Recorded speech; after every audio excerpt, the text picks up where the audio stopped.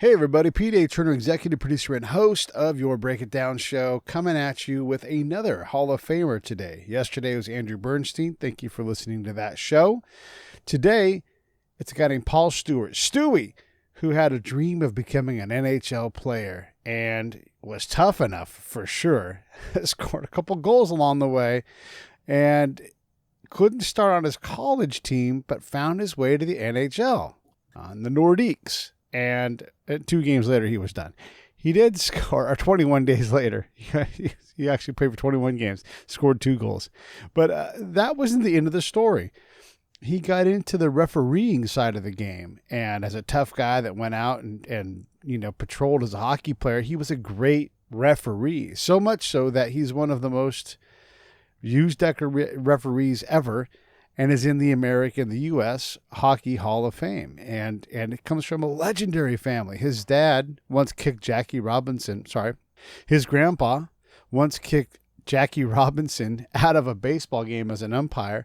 So his family's sports pedigree is deep, multi-generational. His granddad also umpired the first night game and Johnny Vandermeer's, both of his back-to-back no-hitters. So just a fascinating guy and a talker. Let me tell you something. This guy, all you got to do is say, hey, what's up, Stewy? And then boom, you're an hour later, he's still going. So you're going to love this. If you at all like sports, if you at all like just personable people, he's your guy. He's got a fantastic book also kind of chronicling his life. Definitely check the show notes for that so you can get that. Okay, a couple quick notes here. One, thank you, all of you so much for your support. As you listen to the show, try it out, give it a shot. 5 new episodes a week, most of the time live. And then for sure, 5 recorded podcast versions of those lives 5 times a week. So we're already past shows 800 and well on our way to 850, if you can believe that. So thank you all again so much. No matter what country you live in, hey, tell me who you want. Pete at breakitdownshow.com. Who do you want to get on the show? I'd love to hear about it. We'll try to do it. I love international guests, so don't be shy if you live somewhere else. Okay, one more thing I'm going to say to you, and that's Save the Brave. SaveTheBrave.org. Go there. Click on the donation tab. Send us a little bit of money. We're going to put it to work saving veterans' lives and battling PTSD. All right, here comes Stewy. Lions Rock Productions. This is Jay This Moore. is Greg Proops. This is Jordan Harbinger. This is Dexter from The Offspring. This is Nathan This is East. Sebastian Younger. This is Rick This Marotta. is Stuart Copeland. This is Mick Gillette. This is Andy Summers. Hey, this is Skunk Baxter. This is Gabby Reese. This is Rob Bell. Hey, this is John Leon Guerrero. Hey, and this is Pete A. Turner. Hi, this is Paul Stewart, number 22, referee, NHL player, Quebec Nordiques. You're watching the Break It Down show. Hey everybody, Pete A. Turner, executive producer and host of the Break It Down show. Working on getting Paul Stewart in the studio.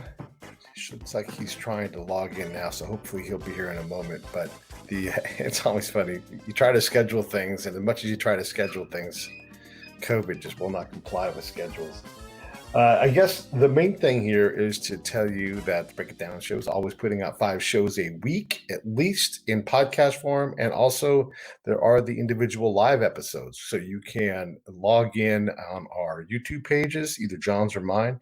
You can also check us out on Facebook and Twitter, and you can follow the live episodes there. Now, sometimes John will put his up on his thing. Either way, if you're connected to the Break It Down show page on Facebook, you should be able to see when the shows are going to come out. Like tomorrow, we're going to redo the John Brinkus episode. Everything's confirmed, and if God willing, the creek don't rise, we'll have John Brinkus on. But also Elliot Randall, an episode with him, and he is part of the Steely Dan family of musicians, among a bunch of other things. And Wes is going to co-host that one with John. So we're always putting out content, and usually it ends up being well more than 5 lives a week, just because we keep getting great things. And I'm working on booking out stuff for July now. It's pretty exciting. It's a pretty exciting time. And also I'm trying to get through this pile of work that is the Prison Chronicles that will hopefully be ready to go on schedule for the 15th of next month. TBD, a month away. Like, seems like a long time for you guys maybe, but for me, I'm like, oh my God, we're running out of time. So that will be happening soon. I'm keeping track here of Stewy to see if there's any questions from Stu. It's funny. Paul Stewart is super good guy. I talked to him on the phone a couple weeks ago, and just a lovable, likable guy who was an NHL player. Now, look, his career was, I guess, about 21 games long in the NHL, and then also in the minor leagues and that kind of thing, and other alternate professional leagues. He scored 2 goals. He played for the Nordiques way back in the 80s, or actually 1980, I guess you would say.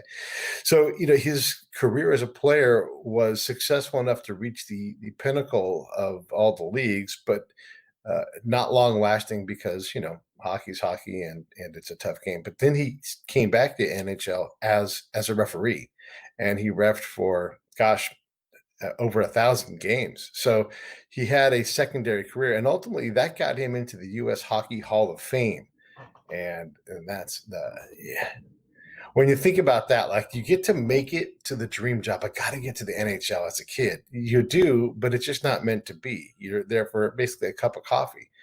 And then you get to come back as a referee. No one picks that path. No one picks it. So I'm curious what it's like to realize your dream, realize it's not going to happen how you thought it was, and yet really still realize your dream because you are in the NHL making money, while refereeing people playing hockey. So what was that like? And just get in general. Look, he is a Renaissance man. So he's got all kinds of great stories, and I think you're really going to enjoy him. I'm hoping that everything works out. It's sometimes these things schedule-wise aren't good. Let me just take a moment here to look at my phone and see if we can't figure out what's going on here. I love live podcasting because it's just the variables are endless. So we try to set things up and get them to go, but they don't always go. So let me see here. All right, we got it all sorted out now. Charlie Cook says badass ref because Charlie Cook is a hockey fan and a deep fan of the Break It Down show and a personal friend of mine now. And with Stu, so he's a Maple Leafs guy.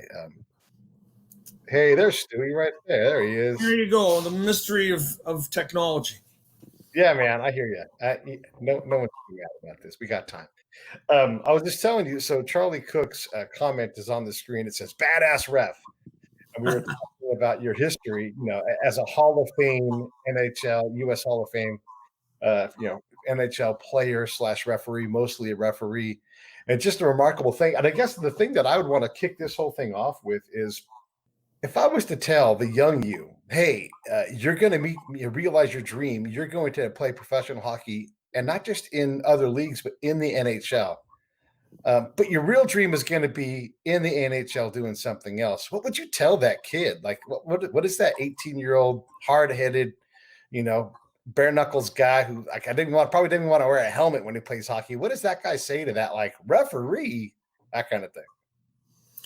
Well, I think that if you had said you're going to be skating in the NHL, regardless of the position I was going to be in, I would be thrilled, psyched, and ready to go. As far as the helmet went, the only reason I can remember when we first started to learn how to skate, we didn't wear helmets.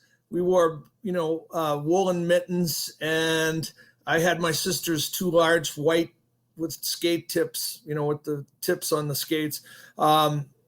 And they were too big and ugly. And so all of those things just were part of the whole process for me to formulate these dreams. But really it was my father and talking to my grandfather and realizing what they had accomplished in the sport that made it seem to me that it was a legacy that was being passed down and I was entitled to it. But in order to get it, I couldn't just expect it. I had to work for it. So you'd be telling me at age 18, you're going to get there. And I would say, yeah, but I've got a lot of work to do. Yeah. Okay. Fair enough.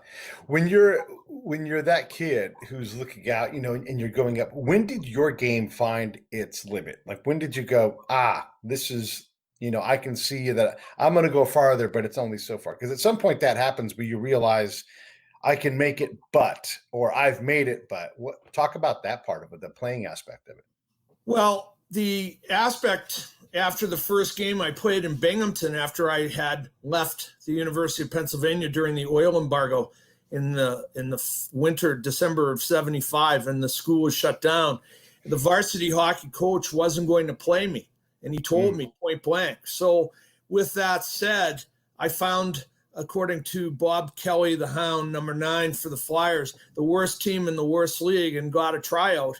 And I ended up buying a $14 bus ticket from Philadelphia to Binghamton, and I got off. And after I skated 2 practices, they put me in a game, and I got an assist, and I had a fight, and I showed a lot of zest, enthusiasm, and I guess courage. They decided that they were going to sign me, and they signed me for $250 a week. But in the meantime, after that first game, I was sitting with a fellow by the name of Bill Gratton, and he was one of the players on the team. His brother Kenny was on the team. There were a number of other guys that had played in the American League, a few in the NHL and WHA, and the general consensus was that if I was going to make it, I wasn't going to make it as a goal scorer. So, with the flavor of the way that pro hockey was being played at the time, that year was the Flyers won the Stanley Cup, and all of those aspects of teams loading up with the Rangers, with Hartford having Fatiou, and then New York acquiring him, and the Paul Holmgrens and the Carlson brothers, which is actually Jack, Jeff, and Steve, and then Dave Hansen and others. The Bruins had 4 or 5 guys that were pretty tough: Wensink, O'Reilly, Jonathan, Secord, and Cashman. That it came down to, this would be my ticket. And when I went back to Philadelphia at the end of the season in Binghamton, where I had played 46 games and I had set a record for penalty minutes, 273 in 46 games, and only 1 misconduct. I found out that when you get a misconduct, you actually have to pay the fine. And hockey players are so cheap. We wouldn't pay to see The Last Supper with the original cast. Right. So pretty well. I knew which way I had to go, and I knew the fellas that I was going to have to go up against. And it's ironic because my college coach, when I went back to university to finish up, get my degree after that 75-76 season with Binghamton from December to April, he gave me the heavy bag that hung in the rink that the Flyers used to practice on. And he said, "This is your ticket to the NHL." And he was right. And even though I didn't play much for him, I never had a bad thought about him. Everybody makes decisions. Yeah. And then I made a decision about his. And guess what? A Hall of Famer too, man. I love it. And guess what? Not only was I a player and a ref, but somehow or another I snuck into the U.S. Hockey Hall of Fame. I didn't even buy a ticket. Yeah. Okay. Well, I want to get in the Hall of Fame thing in a minute, but let's get back to this conversation about not making your varsity team as like look, you're on the team, but you're not going to play. So you're like, hey, I'm going to go pro. What does that say about your college program? I mean, is it that good? Is it your style wouldn't fit in? How can those two things be real where you're not going to get ice time, but you can go play in the pros, which is maybe not a higher level, but it is professional. So help me understand that. Oh, it definitely is a higher level. Okay. And the fact of the matter is that the type of game that I had coming from where I went to secondary school, I went to a small prep school outside of Boston, Groton School, and we had an outdoor rink. We played at 15, maybe 20 games a year, depending on the weather. And in comparison to the Canadian kids who were playing Tier 2 junior in Dixie and other places, they were playing 80 to 100 games. So my experience level was so much less. But the secret I learned years ago from my father, my grandfather, and others is if you can skate, you'll play. And the aspect of that is that I certainly could skate, and I constantly worked at skating. And I got better, but the hands, with the puck and the experience and the confidence wasn't as much there. I grew up in a tough neighborhood, and off the ice I could fight. And I translated that into learning how to do it on the ice, because that was an accepted way for people to break into the NHL. The Flyers practiced at the collegiate rink. We were an Ivy League school, so we played Harvard and Dartmouth and Yale. And I played against a lot of guys that were good players that went on and played pro. But the fact is that in the late 60s, early 70s, to see an American collegiate kid from Groton School and the University of Pennsylvania make it to the National Hockey League was like thinking that the Titanic was going to get to New York. And it just wasn't happening. And so it was sheer will and determination on my part that I couldn't. Man in demand. Yeah, I have business going and other different things. But the fact is that they couldn't dispel my dream, and they couldn't quench the flame. They tried, and the only way they could beat me was psychologically. They couldn't beat me with standing in the corner or going to get the puck, because even the coach said in the book that I wrote later on, I was the toughest guy in his team, and I did play through people. And so having little experience in the secondary level, the high school level, and going up against these kids, and the majority of the kids that were at Penn were Canadian, I was the $3 bill. I just didn't fit. Gotcha. And you know what? Some of them are friends of mine, especially the older guys that knew me, that I played with my sophomore year. I played a lot, and I have friends, that on both sides of the border, and one or two I actually teamed up with in the American League and in the North American League. So I don't feel badly that I didn't make all sorts of bosom buddies at Penn. I did what I wanted to do, which was I got out of there with a degree, and I satisfied my parents' wishes, which was to get a diploma. But then I went on to play. And the year after I didn't play at Penn, the Rangers signed me, and my first exhibition game was against the Flyers in Madison Square Garden. So, take that, you guys. How about that? Yeah.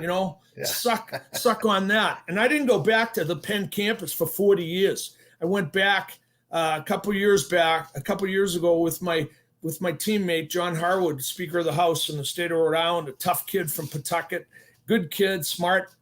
And he and we went back, and I walked in, and the same guys that were good to me back in those days were still good, and the other ones just sat and looked at me, probably embarrassed, but I didn't give a damn, to be honest with you.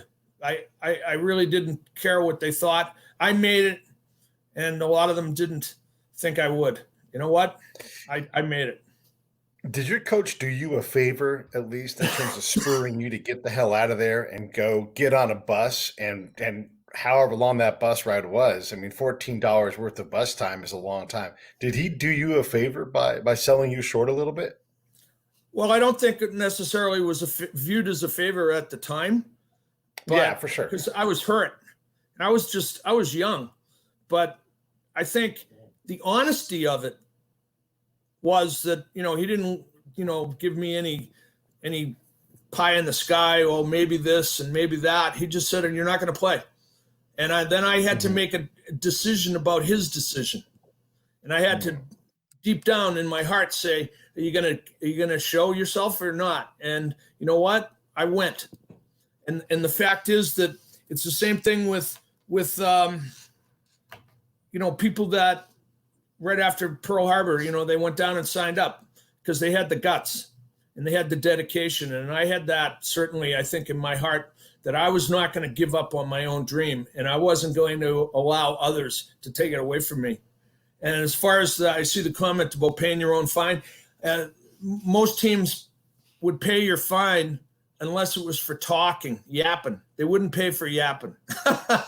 So I found out that $50 out of a $250 a week pay $50 is a hunk. So I didn't want to, I didn't want to keep paying that, especially for flapping my gums at a referee. And later on, I became a referee. Yeah. And I love that your book is titled, You Want to Go?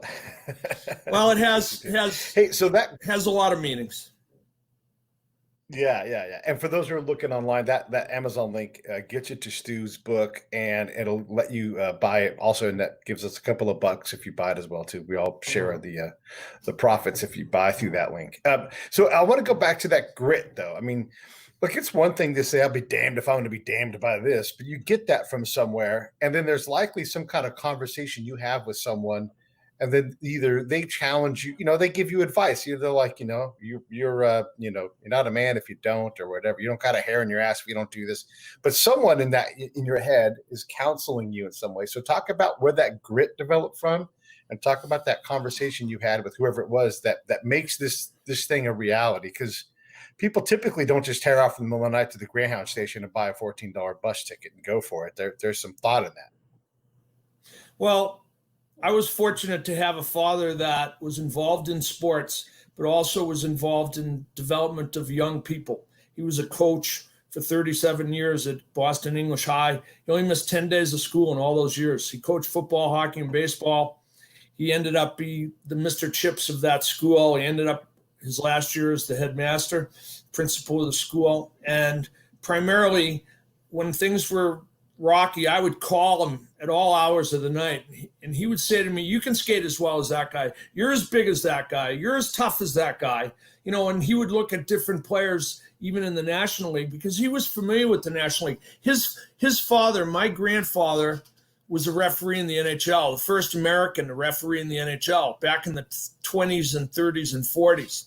And Then he coached Chicago and won a Stanley Cup. So we knew about hockey in our house. And that's pretty much what the conversation centered around. And as well, baseball. My grandfather also was a Major League Baseball player, a Major League Baseball umpire. And he did that in the winter.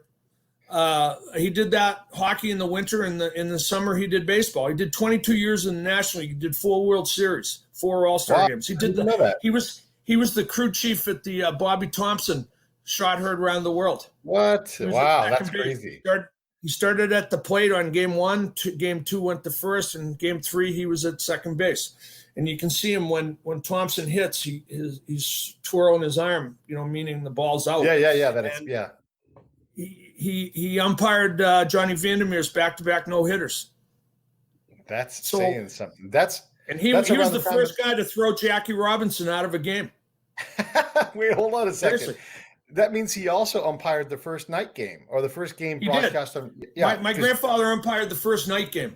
That was in. I knew that. I didn't even know that. That's great. Yeah. So, and he also, when they changed the color of the baseball and they went from white to yellow, he took the first ball after the first pitch and put it in his pocket. And they think they have it at Cooperstown. And my grandfather had it. It's still in our family. And I got the last puck from the last game played at Boston Garden. Wow, look at you. That's incredible. Wait, so what did Jackie Robinson do to get kicked out of the game? He mouthed off pretty much along the way up until, Branch Rickey gave him the green light. He pretty well kept his mind and mouth on the game. But he turned around and said something to my grandfather. My grandfather wasn't a guy that take much lip. DeRocha kicked him once, and my grandfather offered him a chance to go back to the hotel and straighten it out. And my grandfather was a tough guy. He was not one to incite problems, but he didn't back down. And ultimately, they brought him into Ford Frick's office, and Jackie Robinson's there with Branch Rickey, and they're trying to get my grandfather fired for being a racist. And my grandfather said, "Well, you used to be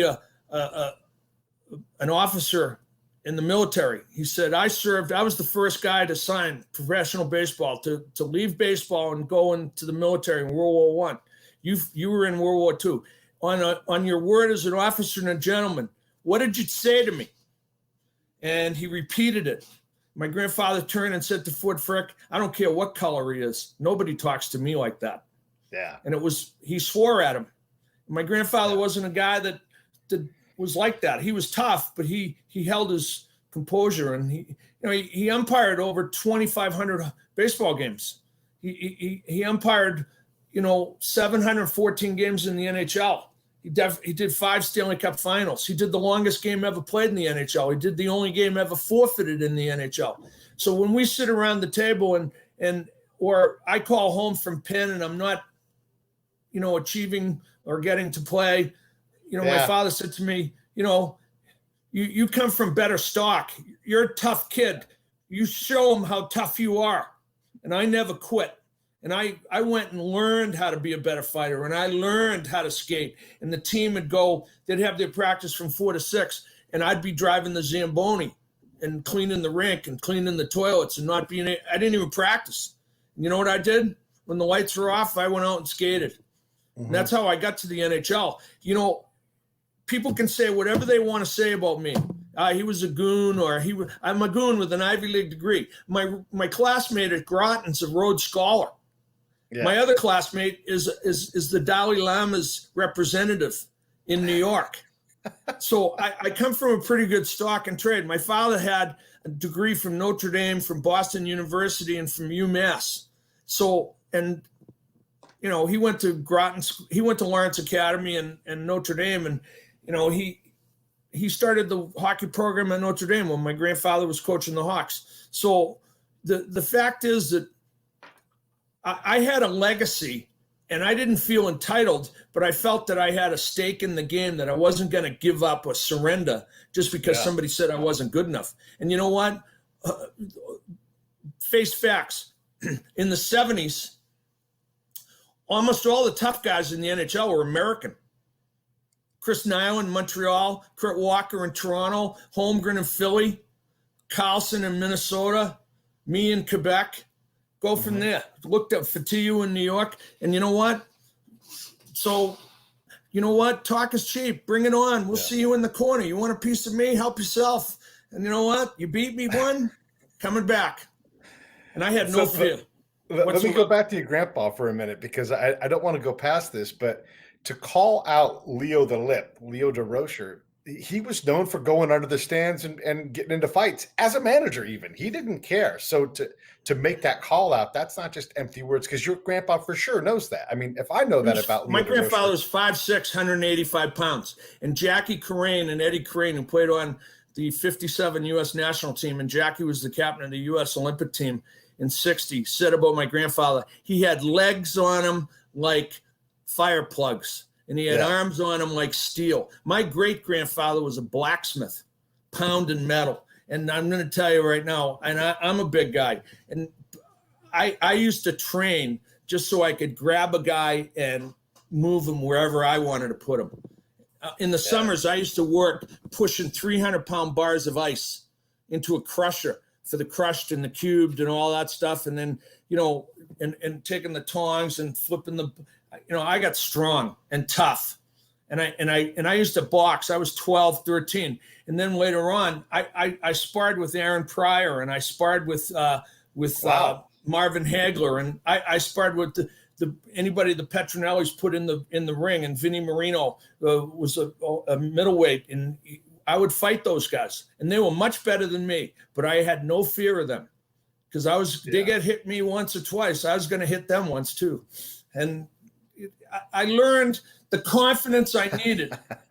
Well, look, the willingness. I had the willingness, but I also the willingness to take. You got to learn that when you're a fighter. If you fight and you want to throw one, you're going to catch one, and you've got to be willing to take it. And the fact of the matter is, and people have said to me, "Oh, that's a despicable or a brutal way of that's not hockey." Well, it was hockey. It was the tradition of hockey. When Hull played Ottawa and they played on the river, the two towns, they didn't like each other. So they sent their 6 toughest guys out on the ice, and they beat the shit out of each other and worked. And people were entertained. And always remember what Don Cherry said. If we eliminate fighting, we don't need big arenas. Yeah, well, it's just that whole aspect of but the game's changed, and a lot of it is the current commissioner of the league, who in his way has really built the game and done what he's done. But necessarily, is it the way that the game was played traditionally? No, but it is what it is, and everybody seems to be liking what they see. There's a couple things I want to say about all of this too, because I struggle with the fighting thing in hockey. I'm not sure that we have to have it, but before I even get to that, let me just say this: like, there is no more terrifying opponent than someone who's willing to get hit in the face. Like, someone's like, "Yeah, I've been hit in the face before. Let's go." I mean, look, you've been hit in the face. Someone can punch you in the face right now, and you'd be like, "Yeah, you punched me in the face." Now we're going to go to the next phase of this fight. Like, you're not a one and done kind of guy. Those are terrible fighters because you're gonna have to whoop that person bad to beat him, and there's no guarantee because that guy could take a whooping. Well, I fought O'Reilly. I fought O'Reilly, and I was glad that I did because he helped put me on the map. He gave me a reputation. Then I fought Jonathan, and if you see that fight on YouTube, you'll see it's punch for punch. And we hit each other pretty good. But you know what? He didn't beat me. And when I pull him in close, he says to me, "I cut you. I had a little 3-stitch cut right here, a little thing. Could have butterflied it." And I said, "Yeah, a million guys have cut me. You didn't beat me, though." Yeah. And I'm going to tell you another thing. I said, "We can go again." He says, "No, you have to fight. Everybody's going to take a run at you tonight." I was like, "Bring them on." Gary Doak came over and said something to me in the penalty box, and I turned. I stood up. I pointed at him. I said, "Hey, you, go back to the bench. I'm only doing heavyweights." And, the fact – people would say this. Dave Hansen wrote in his book that people didn't want to fight me because I got blood all over their sweaters. Guess what? People didn't want to fight me because if they beat me, they knew they'd have to fight me again. And I never felt that I got beaten. I lost a round, but I never lost the war. Yeah. Because I would come back. My job was to make sure that Robbie Fatorik and Rick Dudley and those players, Jamie Hislop and others, they could play their Billy Gilligan. They could play their game without having to worry about getting clubbed or cracked or jumped or whatever, because they had me. And you know what? Yeah. Out of it, I got to play.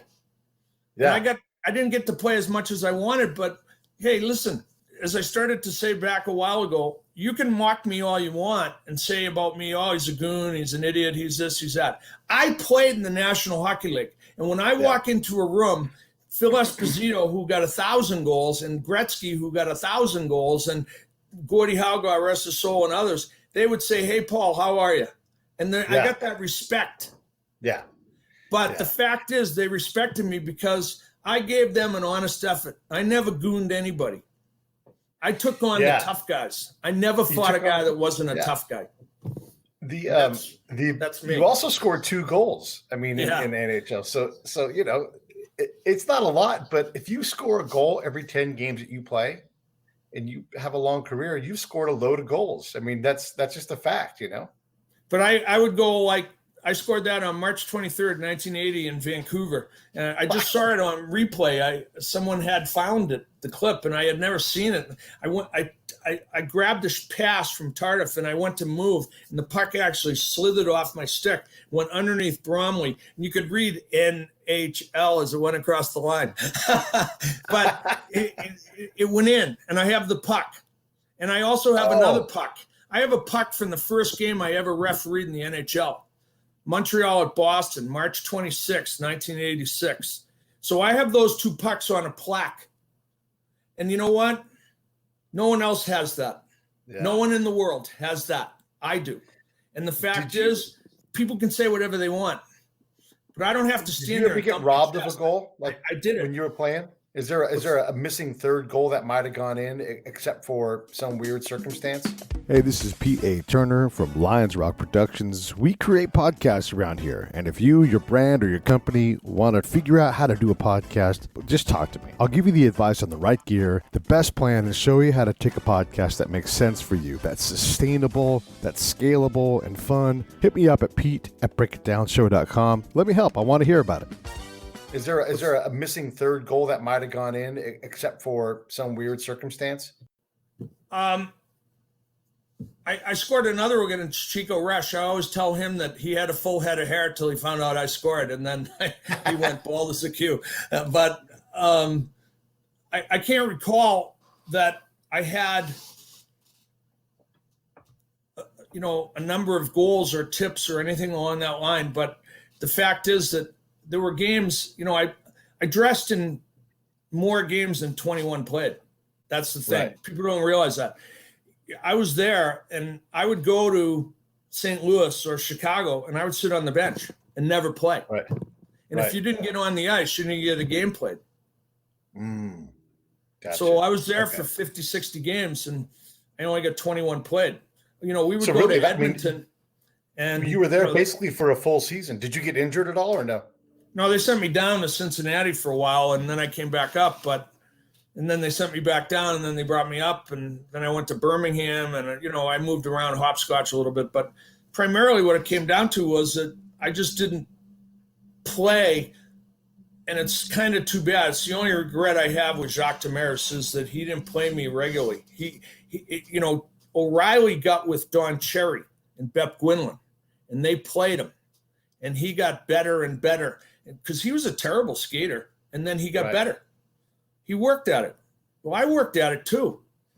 And I'm going to tell you, and this is the point, they can say what they want about me as a player, but my ability to skate, I lasted 20 more years reffing, 17 in the NHL.